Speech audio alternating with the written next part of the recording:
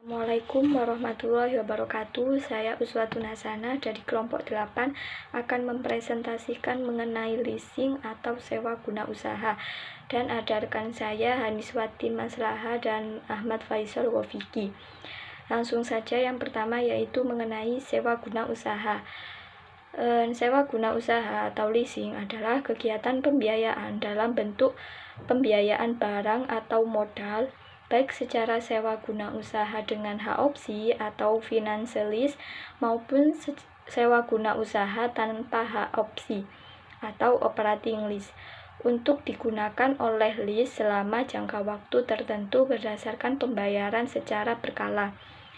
Dari pengertian tersebut dapat disimpulkan bahwa leasing atau sewa guna usaha adalah suatu kontrak atau persetujuan sewa-menyewa. Selanjutnya, pihak yang terlibat dalam leasing.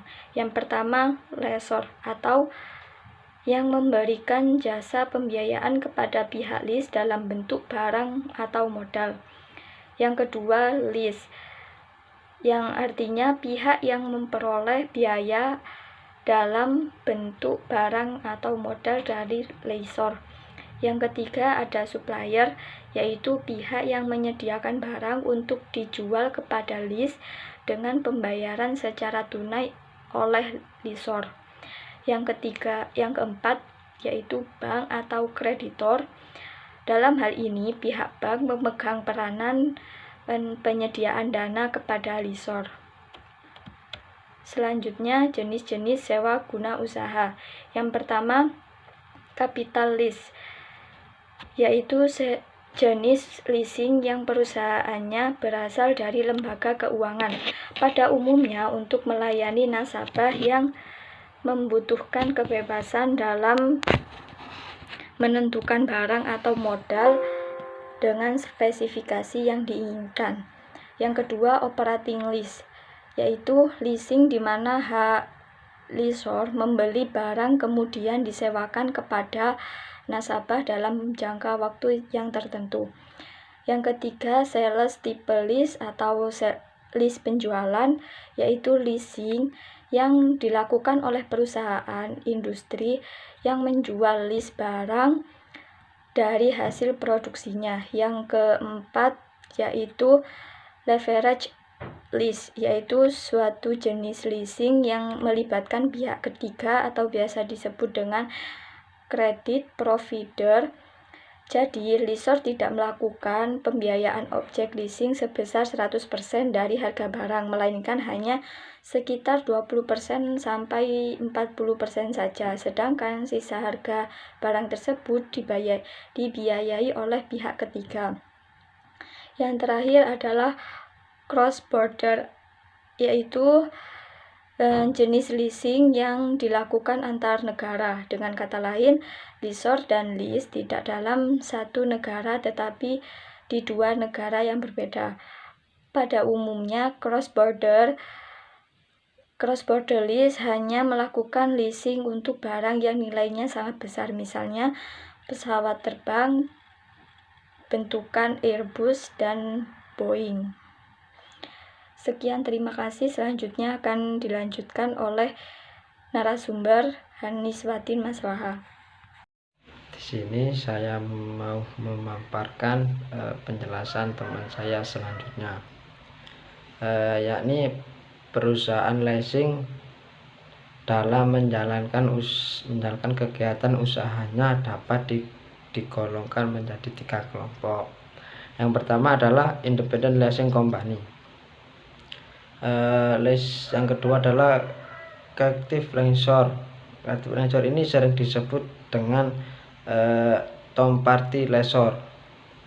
Yang ketiga adalah leasing broker atau backbreaker. Selanjutnya akan yang saya jelaskan adalah ciri-ciri leasing. Ini di sini ada disebutkan 3 kelompok.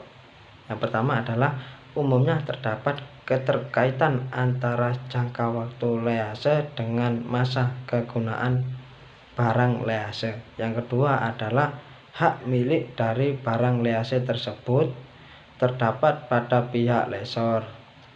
Yang ketiga, barang yang menjadi objek leasing adalah barang-barang yang digunakan untuk keperluan suatu perusahaan. Selanjutnya akan dijelaskan oleh teman saya. Terima kasih. Assalamualaikum warahmatullahi wabarakatuh. Saya Haniswatin Maslahah. Saya akan melanjutkan presentasi dari teman saya sebelumnya. Subbab yang selanjutnya yaitu tentang keunggulan dan kelemahan sewa guna. Keunggulan sewa guna yang pertama yaitu pembiayaan penuh, yang kedua lebih fleksibel, yang ketiga sumber pembiayaan alternatif, yang keempat off balance sheet, yang kelima arus dana, yang keenam proteksi inflasi, yang ketujuh perlindungan akibat kemajuan teknologi, yang kedelapan sumber pelunasan kewajiban, yang kesembilan kapitalisasi biaya, yang ke-10 resiko keuangan, dan yang terakhir yaitu kemudahan penyusutan anggaran.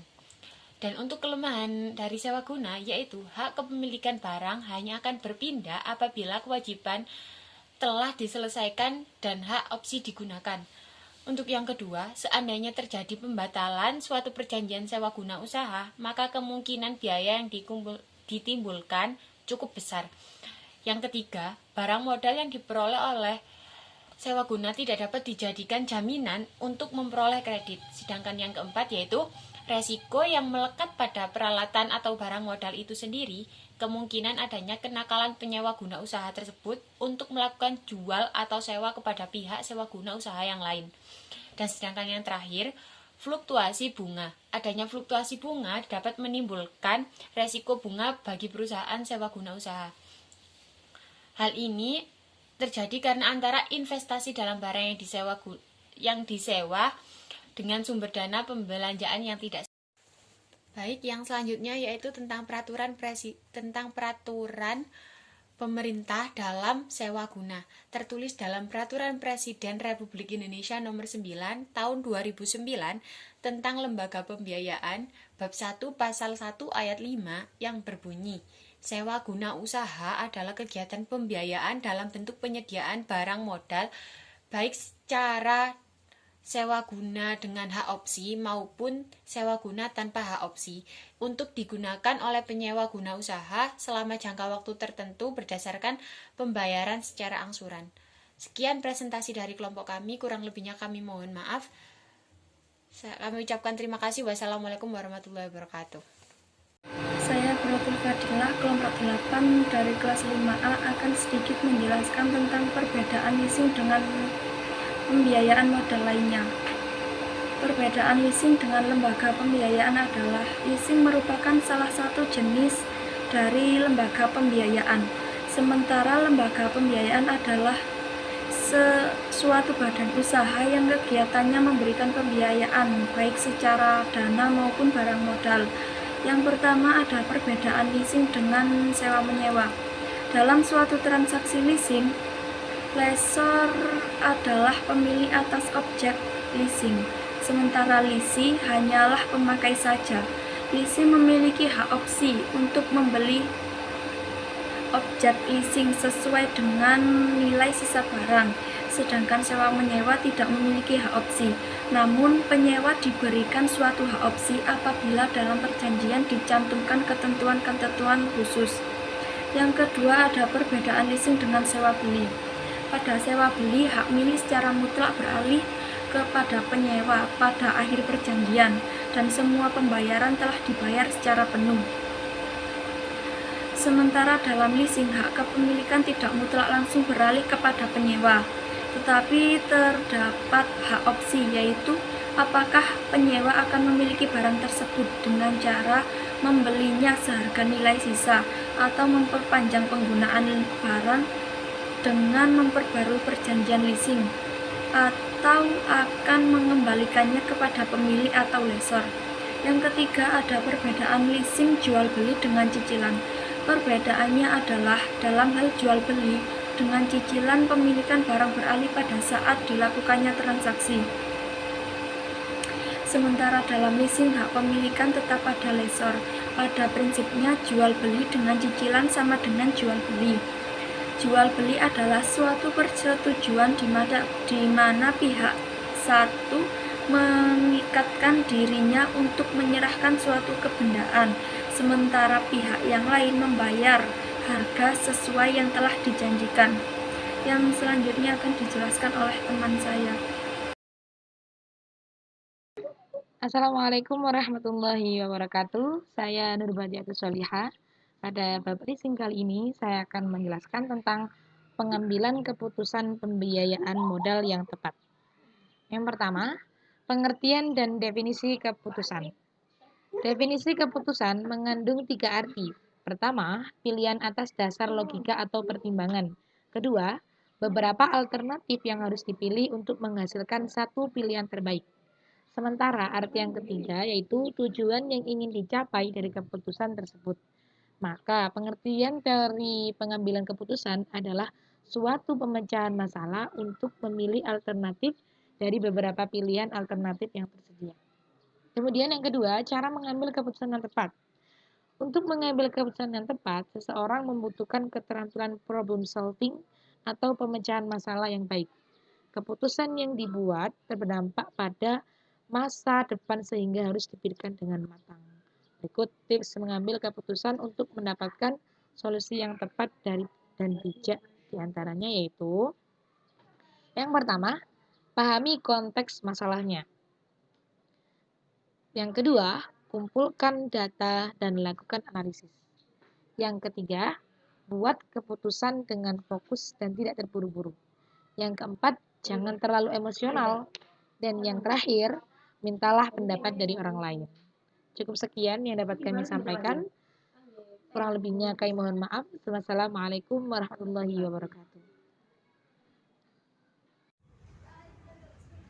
Di sini saya akan membahas tentang studi kasus leasing. Di sini ada contoh kasus kredit macet akibat tawaran leasing yang bombastis. Kasus yang berurusan dengan perusahaan leasing konsisten menempati peringkat keempat besar pengaduan yang diterima Yayasan Lembaga Konsumen Indonesia. Kasus ini termasuk pengaduan soal petagih hutang, kredit macet, serta masalah eksekusi jaminan yang dilakukan mata elang. Untuk perkara terakhir, Mustafa Akib Bintoro, staf divisi pengaduan dan hukum, mengatakan pelibatan mata elang dalam perkara kredit macet lantaran perusahaan pembiayaan gampang member kredit.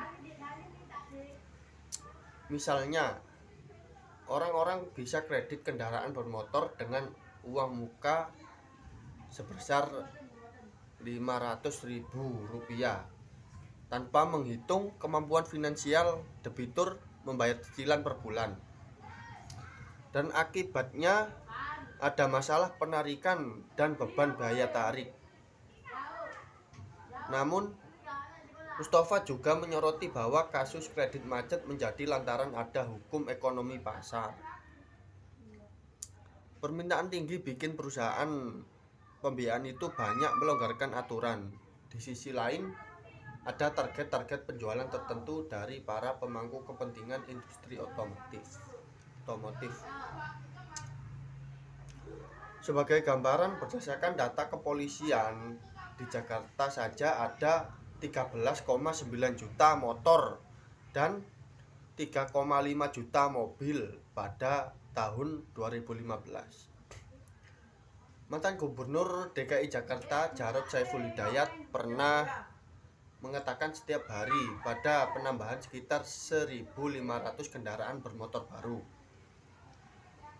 Kementerian Perindustrian bahkan menargetkan penjualan 5,7 juta hingga 13 juta motor serta 1,25 juta hingga 2,5 juta mobil pada tahun 2020 sampai hingga 2023. Ini tentu bakal menjadi problem serius kemacetan. Celakanya, pengawasan otoritas jasa keuangan terhadap perusahaan pembiayaan kurang bertaji. Ia lebih sering berdasarkan laporan dokumen, bukan cek ke lapangan. Nah, mungkin itu saja yang saya dapat bacakan. Sekian, terima kasih.